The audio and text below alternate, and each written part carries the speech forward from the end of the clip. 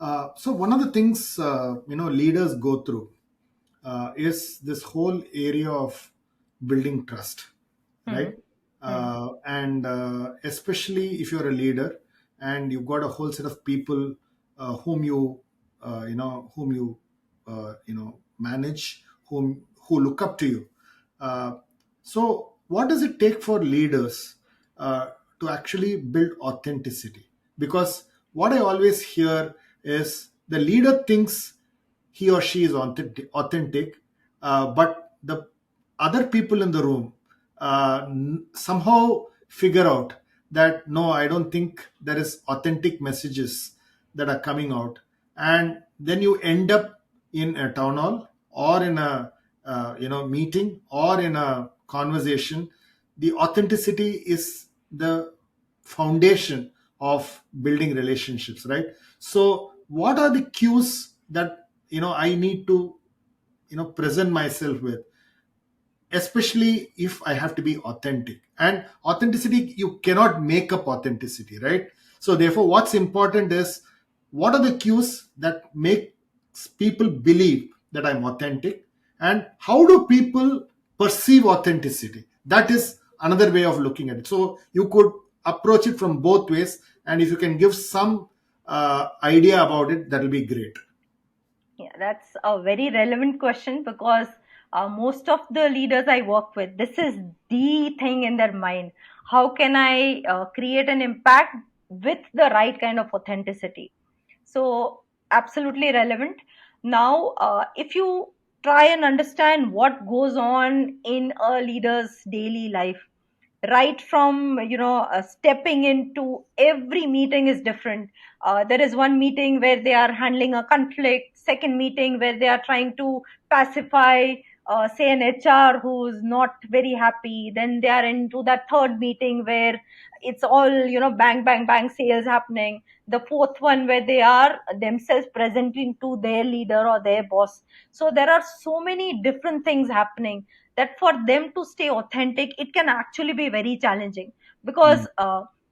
I mean, if you are somebody who's just stepping in from an emotionally heavy conversation into this one now, okay, and I don't know that you are in that kind of a situation before you are here, and I see you somewhere a little disturbed, I would feel you're not authentic, but that's not it, right? It's because there was something that just happened before you stepped in, and that's why you're taking that time to settle in. So, how much time you take to snap out of one conversation or one mood or one emotion and step into the other one? That is what helps leaders to be able to bifurcate or let's say be 100% into that conversation with the person across from them. That is one thing. Second thing is introspection is very important. When we think that somebody is not looking authentic, a lot of times it could be that what you are saying through your words and what that body language is signaling, that's not meeting, Mm. that's not matching up.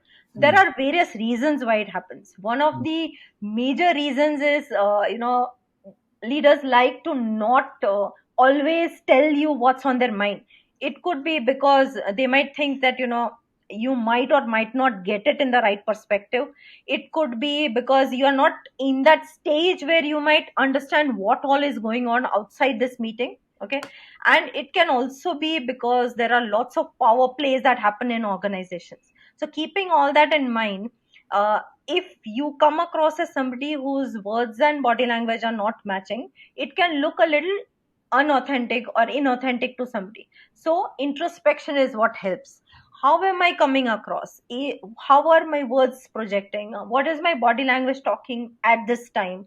And wherever you feel that somewhere I'm not comfortable, it's always okay to either take a step back or ask more questions to the person sitting across from you, or be able to voice it out, Mm. right? Because people feel that I need to control my body language. That doesn't work. That Correct. is also a reason why you come across as inauthentic, because you're trying to control what you're saying, you're trying to control your body language. And like, because I said Indians are good at observing, you will make it out like that. That something is there which is not right. This person is not telling me, or my boss is not telling me what I need to know.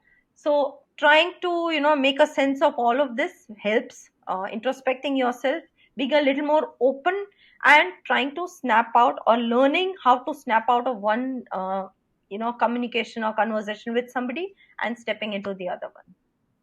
Great.